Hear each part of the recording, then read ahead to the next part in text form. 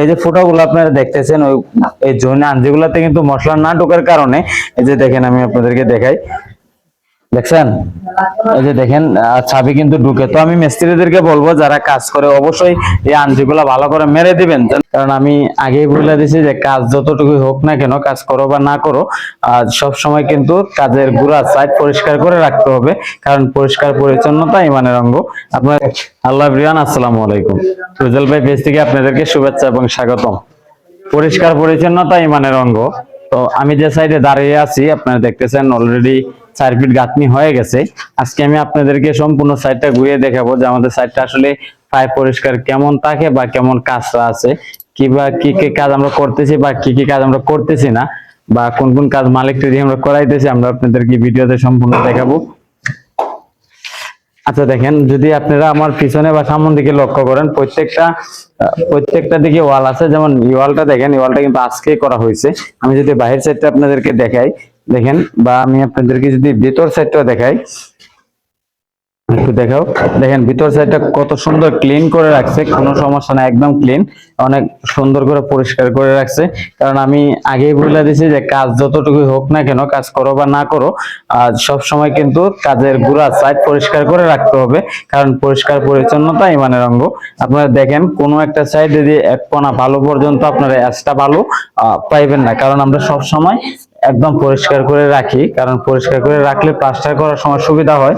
না হয়তো আপনারা দেখবেন যে আমি যদি আপনাদেরকে নতুন একটা গাঁথুনির কাজটা দেখাই, যে জায়গায় অনেকগুলা বালু ফালানি আছে বা কাজ কাম করতে পারতেছেন, এমন যদি আমি আপনাদেরকে কিছু দেখাই, তাহলে কোন রুমে আপনারা এইসব বিষয় দেখতে পারবেন না, কারণ প্রত্যেকটা রুমের মধ্যে আমাদের লোকেরা ইট এনে রাখছে কাজ করার জন্য, কারণ পরবর্তীতে যে গাঁথনিগুলো হবে মাচার উপরে, ওই গাঁথনির জন্য ইটগুলা লাগবে, কারণে তারা যে একটু ইমার্জেন্সি ভাবে ইটগুলা এনে প্রত্যেকটা রুমের ভিতরে ঢুকাইতেছে, যে ওই কারণে আমরা ভিতরে ঢুকতে পারতেছি না, আপনাদেরকে সম্পূর্ণ আসলে আমরা দেখাইতেও পারতেছি না। যদি আপনাদেরকে আমরা আরেকটা বিষয় ক্লিয়ার করে দিই, যে যদি ওইদিকে একটু খেয়াল করেন, যে দেখেন ওখানে কিন্তু মাছা দেওয়া হয়েছে 4 ফিটে, এখন এটার উপরে ইট লাগানো হবে।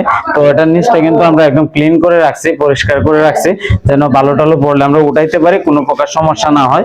আর যদি আমি একটা কথা আপনাদেরকে বলি, হয়তো কাজ কাম বাদ দিয়ে দিয়েছি এই কারণে যে কাজ কাম ভুলে গেছি এমনটা না, কালকে থেকে আমিও কাজ করবো, আপনাদেরকে সবসময় ভিডিওতে দেখাবো, দেখানোর চেষ্টা করবো ইনশাল্লাহ। আর আরেকটা বিষয় আমি একটা কথা বলি, যদি আপনারা খেয়াল করেন এখানে যে বিষয়টা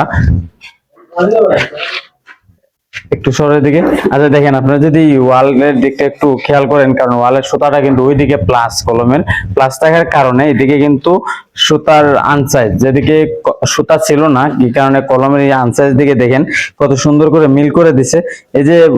এই যে ফুটাগুলো আপনারা দেখতেছেন ওই এই জোনে আঞ্জিগুলাতে কিন্তু মশলা না ঢোকার কারণে এই যে দেখেন আমি আপনাদেরকে দেখাই, দেখছেন এই যে দেখেন চাবি কিন্তু ঢুকে। তো আমি মিস্ত্রিদেরকে বলবো যারা কাজ করে অবশ্যই এই আঞ্জিগুলা ভালো করে মেরে দিবেন, যেন এদিকে কোনো ফাঁক ফিক না থাকে, আর সুন্দর করে ঝাড়ু দিবেন, কারণ ঝাড়ু দেওয়ার যে সিস্টেমটা হচ্ছে, দেখেন ঝাড়ু দিলে এখানে যে বালুটা আছে, যে মশলাটা আছে, ওটার মধ্যে একটা র্যাক সিস্টেম পড়ে। একটু ওইদিকে যাও, এই ওয়ালটা দেখো, এই ওয়ালা ঝাড়ুটা সুন্দর আছে। এই যে মনে করেন এখানে যে দাগটা পড়ছে আপনারা দেখতেছেন, ওই দাগটা যখন প্লাস্টার করবে তখন কিন্তু প্লাস্টারটা শক্ত করে কামড় দিয়ে ধরার জন্য এই যে আমরা ঝাড়ু দিয়ে রাখছি কত সুন্দর করে, এখানে প্লাস্টার করতে একদম সুবিধা হবে। তো অবশ্যই ভিউয়ার্স, আমরা আপনাদেরকে বারবার সতর্ক করে দিতেছি, যারা কাজ করবেন অবশ্যই নাপযোগ দিয়ে সম্পূর্ণ কাজ সুন্দর করে করার চেষ্টা করবেন। আর যদি কেউ আমাদের পেজে নতুন হন তাহলে অবশ্যই পেজটাকে ফলো করে দিবেন, আর নিত্য নতুন আমাদের ভিডিও দেখতে হলে অবশ্যই আমাদের সাথে থাকবেন।